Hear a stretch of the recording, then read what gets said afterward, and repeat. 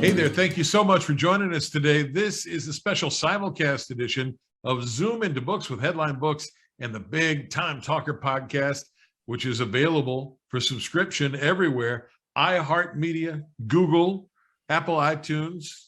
You can download it wherever fine podcasts are offered up and listen every week to the Big Time Talker podcast, brought to you in part by SpeakerMatch.com, the world's largest online virtual speakers bureau. If you're a platform speaker or you're a meeting planner, in-person meetings are coming back in 2022. Speakers, meeting planners, find one another at SpeakerMatch.com.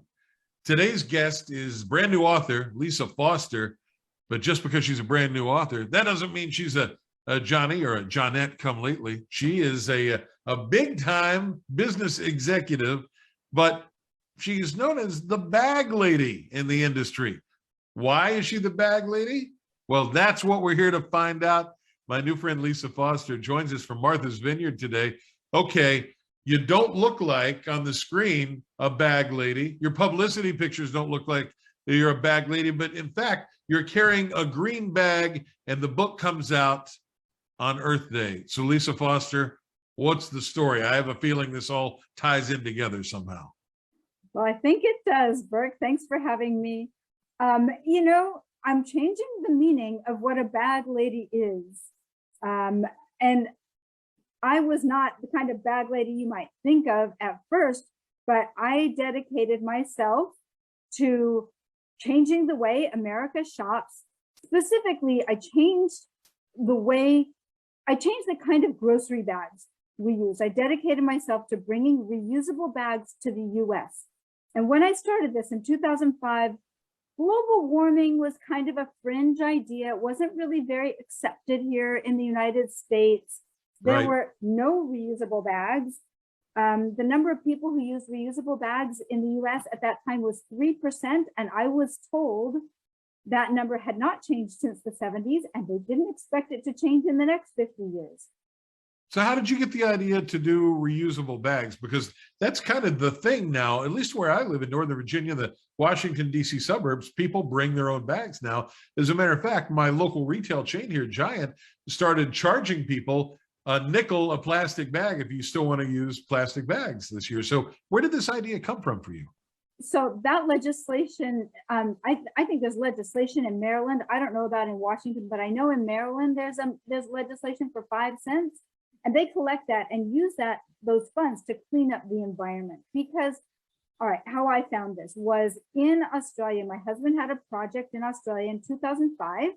Okay. And we went down there. I took family leave from my job. I was an English teacher, and I'd never really been a stay-at-home mom before, and I wasn't sure what to do with myself. I started making friends down there, and I said, what is the deal with all the reusable bags? And they said, well, the government did a study. So I took a look at this study and I started to realize that these bags, we throw them away, but they don't go away, right? That is the beginning of a very long life cycle for them. So at the time, the US was using about 1 billion bags a day. A billion with a B, and that's in 2005, you say? Wow. That's correct. Okay. Right. And that happens one consumer, one transaction, one bag at a time. Stores were giving out an average of 10 bags per person per week. So if you figure there's 2 people in your household, that's 20 bags a week, right? It's 520 bags a year for one person, over 1,000 bags for 2 people, for a family of 4, 2,000 bags. This starts to add up very, very quickly because we all go to the grocery store. Everybody needs to shop for food. Sure. So these billion bags, we use them for about 20 minutes, 15 to 20 minutes, and then we throw them away. Well, a third of them escape our garbage collection efforts. We think we throw them away, but they blow right out of our trash cans on the curb, even in front of our house. As the trash truck comes over and empties it into the belly of that truck, those bags are so light, they fly right out. They fly right out of landfill, even if they make it there and into our environment. So when you're talking about a third of them and 1 billion bags a day, we're talking about 2 billion bags into our environment every week. And Wow. what happens to them, right? We've seen them wafting along over the roadways and clogging the gutters and hanging on trees, right? Sure. The elements, when they're exposed to the elements, they begin to break down into little pieces. It's still plastic. It's just smaller and smaller pieces of plastic. It gets into our waterways, our gutters, our rivers, empties out into the ocean. Currently, the estimates are that we're putting a dump truck's worth of plastic into the ocean worldwide every minute. So I think, Lisa, most people who are watching and listening right now are probably, if they have a lick of common sense, they got to be on your side in this, because it's just obvious this is bad news for the environment. But what I think fascinates me about your story, and Lisa Foster, by the way, is our guest today. Her book is Bag Lady: How I Started a Business for a Greener World and Changed the Way America Shops. What I think will fascinate most folks who are here is the fact that you saw this sort of big social injustice that had snuck up on us all. Nobody planned this. There's no dastardly, idea, oh, we're going to clog up the environment with plastic grocery bags. But you're an English teacher. How did you make that turn to turn this into a business? That's fascinating to me, because you're doing well by doing good. Yeah. And I was a happy English teacher. I love talking about books. And I wasn't sure I could be an entrepreneur. I just saw this opportunity and I thought I could be the one to bring this to the United States. And it really hit my moral center. I felt like it was a moral imperative. And I really did it by hook and by crook. One of the things I think I did right was I asked all my friends, and a lot of my friends said, hey, I know my cousin is a business analyst, or he's really great at business. He advises other people. And I went to talk to people's husbands and people's cousins and, my friends around here, and they all gave me tips and I listened. When they gave me good advice, I actually listened. And one guy said, if this is going to work, it's going to be a tipping point strategy. And this is a book by Malcolm Gladwell.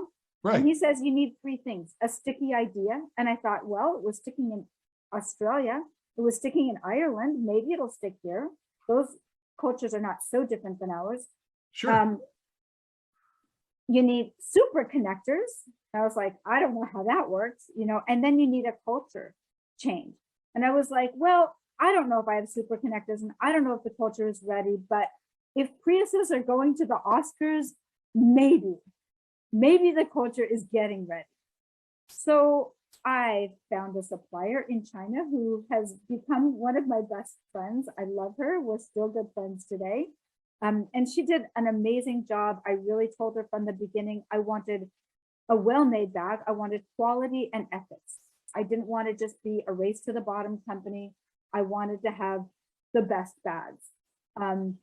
So I started sourcing bags. I started pitching, cold calling on the staircase behind the English department building overlooking the faculty parking lot. And I hit a hockey stick curve. I sold 250,000 bags, 250,000 bags my first year cold calling. I sold 2 million bags the next year, and I sold 8 million bags the next year. It was just hang on to your hat. In the first few years, I sat down at my desk every single day. I did quit teaching and wrote orders as fast as I could write them, and got very good at global logistics, supply chain, managing key accounts. And I kept going after bigger and bigger accounts, and it just built. That's a big leap for somebody to take, from being an English teacher to thinking you can change the culture of the world. And surely at some point, Lisa, somebody looked at you and said, dag nabbit, lady, your cheese has done slid off your cracker. You must have been told you're nuts at some point and to give this up, right? Absolutely. I was told this will never work. Yeah. Americans will never bring their bags back to the store. They will never pay for a bag. I had people from Safeway tell me that. I got to Safeway. The buyer was terrific. And she says, no, this isn't going to work. Our people aren't going to do it. I got to people in the South. They said, we love your bag, but we don't think our people are going to pay for a bag. but I had gone to all my friends. I was obsessed by this issue. Really, it was a moral imperative. And I kept talking about it. One of my friends just said, Lisa, we don't have to do anything. You have to do this. You're obsessed. Just do it. And I said, fine. It was almost a dare, just do it. And I just started, and that little toehold just blossomed. Like I was just at the right place at the right time. I just had started getting some bags out there when Al Gore released An Inconvenient Truth, and suddenly global warming was on everybody's mind. It wasn't so fringy after that, right? It became sort of more of a mainstream idea. Look, this is a real thing. Yeah, Lisa Foster's our exactly. guest. The book is Bag Lady, and she is the lady that writ large is sort of responsible for this movement that's going through America in cities and towns, big and small, where they're no longer giving you the plastic bag, or they're saying plastic or paper, or they're kind of giving you the side eye if you ask for the plastic these days. What were some of the big obstacles and challenges that you had to overcome to make this work? Because I'm sure there's going to be an entrepreneur listening or watching right now, watching on social media, listening to our podcast, who's going, man, that's an amazing idea, but. So what were some of the big buts that came along? Yeah, there were plenty of moments that were really, really difficult. So the first time, was hitting a hockey stick curve. It sounds like a great thing. Oh, you sold 250,000, 2 million, 8 million. Well, you're just cranking out money. Well, let me tell you, funding that, there is a gap. You have to pay for the product, then you have to deliver it, and then they pay you 30 days later. There is a lot of things you have to fund just to start delivering on that. And that was my first big real challenge, was the cash flow, the cash flow of the thing. Yeah. The cash flow. Just understand. And I'll tell you, when I started, I couldn't have told you what cash flow was, right? But 1 week at the end of my first year, I got 2 purchase orders for 100,000 bags. Now I knew what they were each, right? So that was 200,000 bags in a week. Were you set up to be able to crank out 200,000 bags? No, I mean, I didn't know. But I had been talking to my supplier. She knew, I knew what the price was going to be for me. I knew what the production line was going to be, production time. She was ready to crank them out. And I just said, all I had to do was sell it. But I did have to finance. I had to buy them from her. And then I wasn't going to get paid for 2 or 3 months. But I also knew at that point, my sales doubled again. And so I did, when I first started my company, to get that first load of bags, I went to my husband and I asked him for $5,000. And I said, I promise, I don't know if I'll make any money, but I'm going to promise not to lose any. And I really watched very carefully my expenses.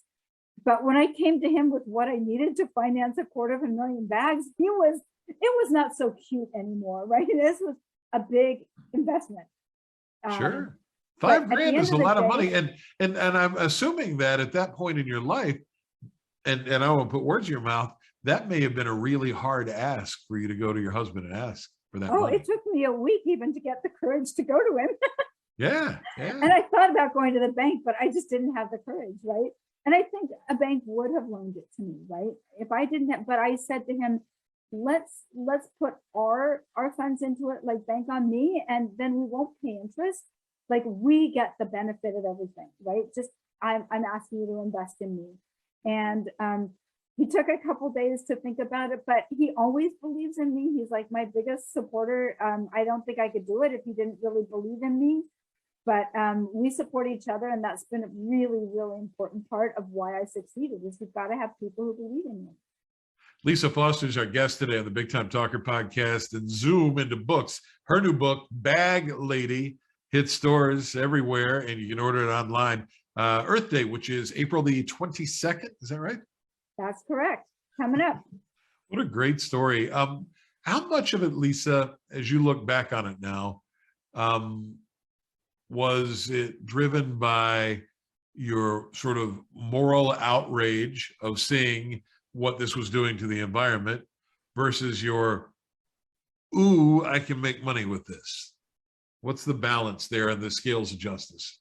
You know, look, I said, I'm not going to lose money, but I did tell my husband, I expect I'll double my salary, my teacher salary. So I wanted to get paid, right? I needed to get paid. I need to be financially responsible. Like I just can't be irresponsible. I can't just go willy-nilly throwing money around and not get paid for it. Sure. Right. But actually the money was zero motivator for me. It was actually zero. But I will say that at first it was moral outrage, but as I began to build this team, right, I had a team in China that was churning out literally millions of bags, right? And then I had a team of people who imported and trucked it. And I had customers that I really had developed relationships with. And that took me months to really get them to do that kind of ordering where they're ordering 100,000 at a time. You need to get to know that buyer. Sure. And I had people working for me. And after a while, you start working for your team, right? I can't let those people down. At the height of my business, I was probably supporting 3 or 4, maybe 500 families, right? And they're putting food on the table, trucking bags from here to there, or people in China selling my product. They're putting food on the table for their kids. You start really paying attention when you're responsible for people's lives and livelihoods, right? So that becomes its own motivation to keep this going because we're all doing well. The environment is doing better. Businesses are changing their business model. People are using these and they're happier. They're better for consumers. They're not stacking up all these bags in their cupboards, right? I had a friend call me up and say, my house has never been cleaner. Like, I'm so happy. It smells Making less like less plastic waste. now. Thanks to you, Lisa Foster. The world smells less like plastic. We have less plastic. I mean, one of those reusable bags can replace 1,000 single-use right? plastic bags, 1,000.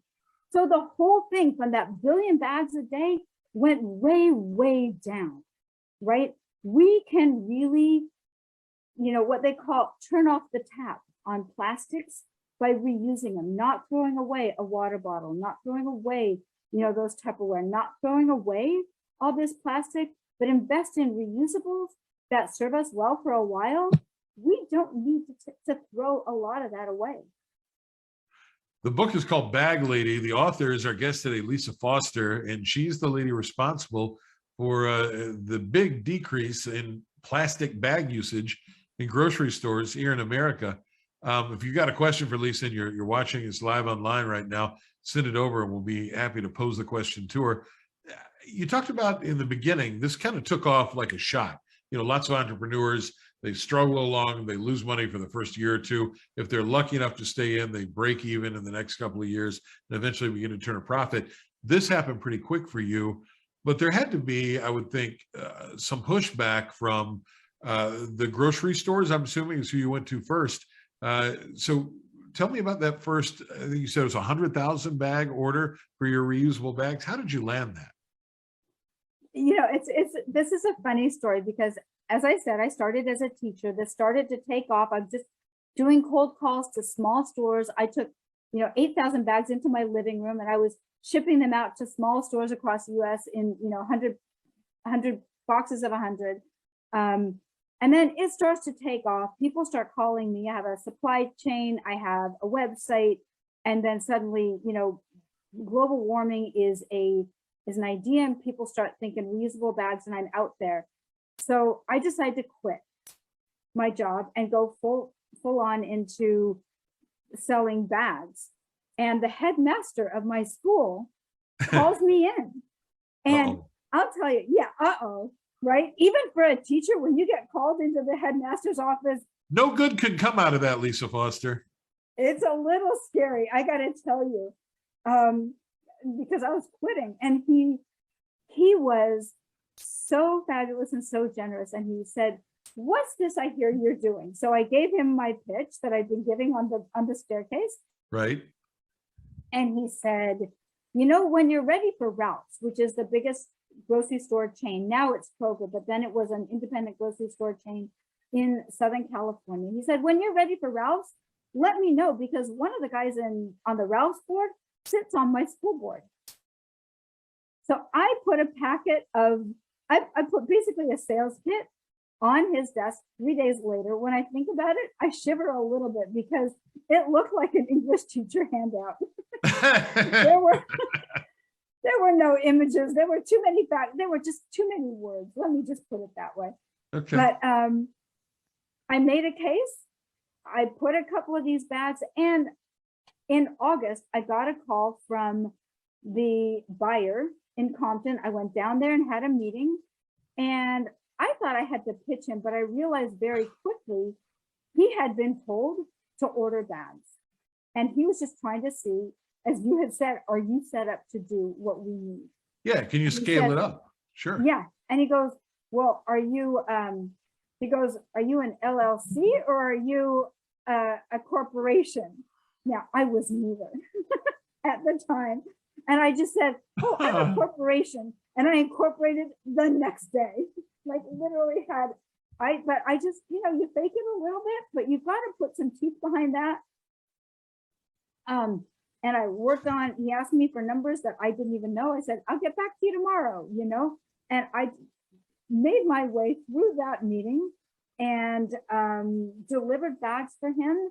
When I delivered those bags, that was in the fall. By the time we got it ordered, he got them, put them out around Earth Day in 2006, right when Al Gore's movie came out. Right. And he called me the next day and ordered double the next day. And so did the other client who ordered 100,000 in Denver. Same thing. They called me the next day. So I went from ordering 200,000 bags to ordering 400,000 bags, you know, really like 500,000 bags in a month. Like it was totally, totally insane. Bag Lady is the name of the book. Lisa Foster is the author. The book comes out on Earth Day from John Hunt Publishing and its division Changemakers Books. And it's a fascinating story about how our guest sort of changed the whole way we all shop. As a matter of fact, Kenneth Cole, the famous designer, says of the book, Bag Lady is a great read for somebody starting a business with a purpose. And I think that's exactly what you've done here. With these grocery stores, what is the incentive for them to make the change? Because I'm assuming they're sort of taking money away from the plastic bag guy and giving it to your company to do the reusable bags. Is the impetus because there are now these social pressures to do it? Is it because the heads of these companies have done research and they see it's what their customers want? Is it you know, some personal drive from a board of directors member? What's in it for them? Why did they buy into your deal? Well, it is exactly the customer. Look, these stores want to be aligned with their customers. What customers want is what they're in business to deliver. So right about the time that I started, I reached out to some of my environmental friends in Los Angeles because, you know, just like that principle, I had a bunch of friends and I was telling my friends at Heal the Bay and some of the Surfrider, all these environmental groups that I was already involved in. I said, you know, what about plastic bags? Have you looked into that? And the city of Santa Monica started, you know, started charging. They were one of the first in California to start charging for bags. And they found out, and the county started looking into legislation, and they found out very quickly the stores wanted to be aligned with their customers, and these environmental groups were putting out all those, remember all those pictures of turtles with the rings around their neck. Yeah, absolutely. And the turtle with the straw in his nose and all of this stuff, right? What is happening with all this plastic? We got some amazing images, and people started to realize what I started this whole conversation with is when we throw that away, there is no away. There is no away. That is mucking up the environment for our whole marine environment, which drives our entire, you know, ecology. We rely on those oceans. They are 3/4 of the Earth's surface. Why do we want to put so much trash in there. I don't think we do, right? We need to clean it up. Lisa, the grocery store that I go to a lot here, they did all plastic, as far as I know, for years and years. And then it's, sort of a paper or plastic. When I was a kid, way back in the ancient days, back in the olden days, it was all paper bags. And then it made the shift to plastic. You said by 2005, we were up to 1 billion plastic bags being used. But you alluded to the fact that now that reusable bags have come into play from your company, and I'm sure now others, that number has gone down drastically. Do you have any idea what plastic bag usage looks like now compared to 2005 when you got this crazy idea to be the bag lady?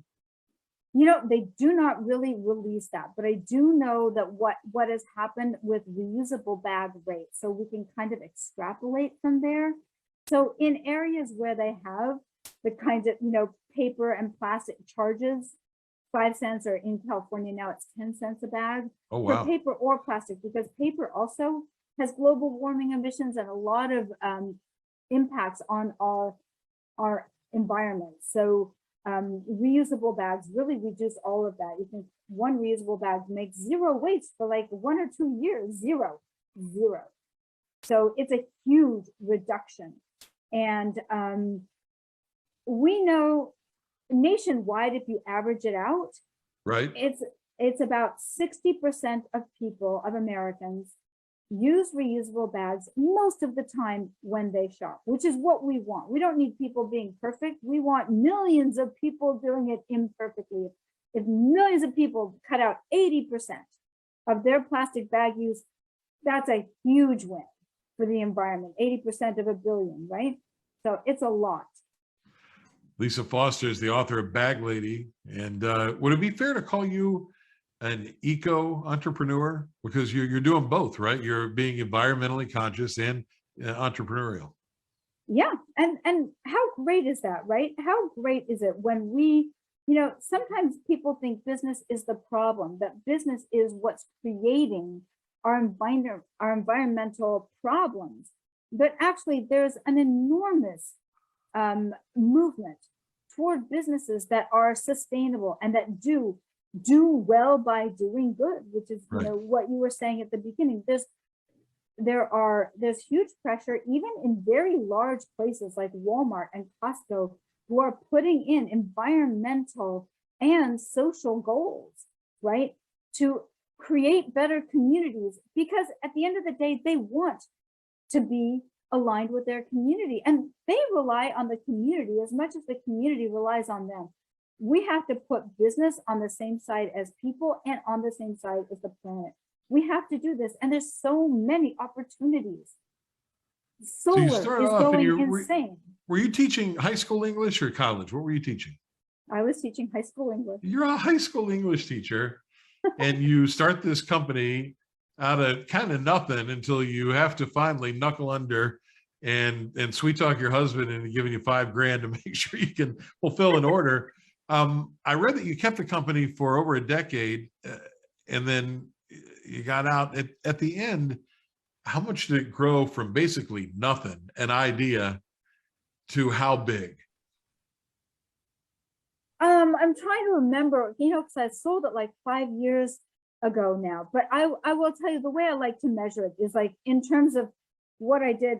I think about my teacher salary, which I was happy doing. I loved that job, right? But I did double my salary within about 3 years. In fact, most of the time I owned that company, I was making 3 times my teacher salary. Is that right? Year after year after year. And then when I sold it for about 11 times.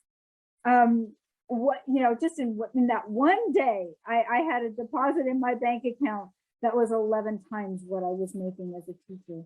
And so it was a pretty good payout.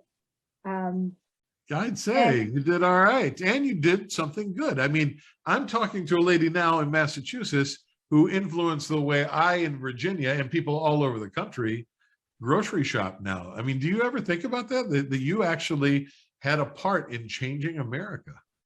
It's a cultural thing. In a funny way, people always think, oh, she was an English teacher. How could she do this?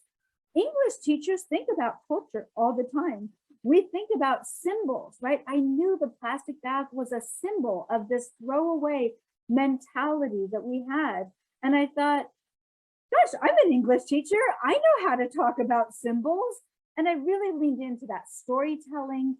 I talked about reusable bags, but it's sad. It's a tragedy, really, if you think about getting people to see how sad it is that they are going out, they're ending up in the ocean, they're destroying the environment for these fish, and then we're eating the fish. Come on, it's our environment, right? It's coming back to us. When you see it that way, when you see that story and connect the dots of what happens from that plastic bag and then what's coming back on our plates, people see this is something we have to let go of. We can be sad. We can say, all right, that was fun. We had plastic bags for a while and we did that, but this is not sustainable. And then I introduced, the new hero, the reusable bags. It makes no waste for 2 years. For a store, you still get your logo on it, which is what you want, is your logo. You get all the promotion, none of the waste, and they're easier to handle. They hold more, they break less, they last longer, they make no waste. This is a win for business. It's a win for consumers. It's a win for companies and grocery stores. It's just win, win, win all around. And the only people who are doing less is plastic, and we probably need to do less plastic. So hoping that the plastic companies can find, ways that they can go green too, right? We hope that they're investing in greener plastic technologies too. That's what we're hoping. There's a great lesson in you too. I think that we all sometimes feel like we're just a tiny cog in this big old wheel. And what can I, Burke Allen, what can I, Lisa Foster, do to change anything? If I stop using plastic water bottles, big deal. But in fact, you really can make a big difference, and you're a real testimony to that. Let me ask you one more question. I will say on that note, Burke, let me just say, the little things you do add up to big differences in our environment. So I really do encourage everyone who's watching, make those little changes. Just get that 80% out, most of the time, try not to. And that is really going to get us where we want to go. And it sends a signal to the stores where you are that you want more glass, you want more reusables, you want better products. And those signals, the stores are paying attention. I've got a friend who sent me a reusable water bottle that I've gotten in the habit of using, because I used to go through cases of those plastic water bottles. And you don't think a thing about it. You actually, for the longest time, I deluded myself because I thought, oh, I'm drinking more water, I'm doing a good thing. Well, maybe not so much. And so she sent me a reusable metal water bottle. And the secret is the water tastes better in that metal water bottle. I don't know why, but it's a good thing. Plastic does interact with our food, Burke, like it does, right? We measure phthalates, and by this was, I don't know if I'm saying it right, but like BPA and things like that, the CDC measures that every year. They do a sample, and there is widespread traces of plastic chemicals in all of our bodies. Yeah, little itty bitty particles. That's right. That's right. And it is having health effects. Fertility is going down about 1% a year. Plastic production is going up 1% of the year. Researchers do not think this is a coincidence. It really is affecting our health. The book is called Bag Lady. Lisa Foster is the author. It comes out on Earth Day, April 22nd. And she just sort of single-handedly converted Americans away from plastic bags into the reusables that many of us see in the store today. And she's been called an eco-entrepreneur, which I love. If someone who's watching or listening today wants to do something that they're very passionate about, I wonder, like you did, because this started off as a thing for you, it was a cause, and then it became a very successful business. Is there a piece of advice or a couple of pieces of advice, Lisa, that you could give to someone to help them sort of get where you are, to get them started, to follow their passion? Yeah, I mean, I think what's really important is to balance that passion with data, with testing, with consumer testing, right? So the best book I can say is really The Tipping Point from Malcolm Gladwell.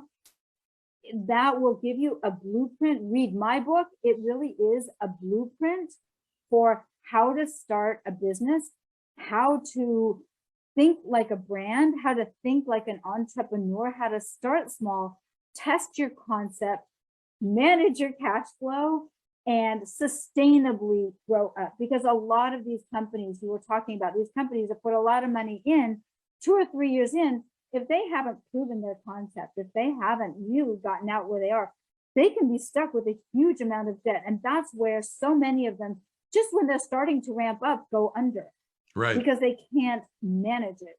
Right. So you have to go at a pace that is sustainable. You have to really be watching it every single day and knowing where you're going and knowing what your next move is before it comes. So, read up, read my book, read Malcolm Gladwell, read all of those, all of the books on entrepreneurship, but just start. You don't need to go to school.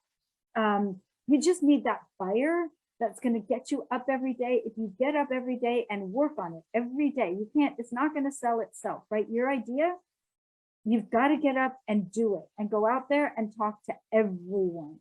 Tell everyone, get it out there. And if it's going to take, it's going to take, and it'll take you with it. And it sure has taken you to some great green places. The book is called Bag Lady. The author is Lisa Foster. It comes out on Earth Day. It's available now for pre-order, though. You can go ahead and pre-order it at Amazon.com and wherever books are sold. Then you'll have a fresh copy when it comes out, ebook as well, for Bag Lady with Lisa Foster. Hey, I'm going to put you on the spot here. I don't know the answer to this question, but if people wanted to have you maybe come in and speak to a women's entrepreneurship class or do some sort of business coaching, because you kind of stumbled onto a real thing here. Is there a way that they can find you online?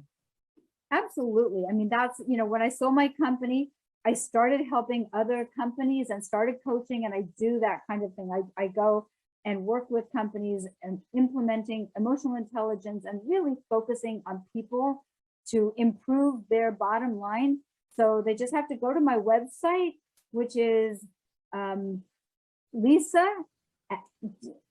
website is www.lisadfostercoach.com. You have to have the D. There's a lot of Lisa Fosters out there. So lisadfostercoach.com. Okay. And the links, I think Kathy was just saying the links are links are posted in the Facebook comments. So if you're on Facebook now, you can go there. Burke, do you have the link somewhere else too? Yep, on your and podcast? We'll post those on our Big Time Talker podcast as well. And you can find Lisa then at Lisa D, as in dog, Lisa D Fostercoach.com, and maybe she can rub a little bit of that green magic on you. A little inspiration goes a long way. What a fascinating, remarkable story. I appreciate you sharing it with us today. Thank you so much for being here. Thank you so much, Burke. I'm really delighted. It was really fun for me. That's author Lisa Foster. Now you can add that to your resume. Author Lisa Foster. That has a nice ring to it. Not too bad for an English major. That's right. You taught English for a long time. You deserve this. Bag Lady is the book. Lisa D. Foster is the author, and you can find her online at lisadfostercoach.com. The book is Bag Lady, and it talks about the revolution away from plastic bags to reusable bags in grocery stores. Lisa was right there in the forefront of it. Thanks for being a part of the program today. Thanks for having me. And thank you for being here. We really do appreciate it. Thank you to our sponsor, SpeakerMatch.com. And thanks to our friends at Headline Books and their Zoom into Books platform. For the Big Time Talker podcast in our studios here in Washington, D.C., I'm Burke Allen. Thank you for being here. Now go out there and make it a great day. Bye, everybody.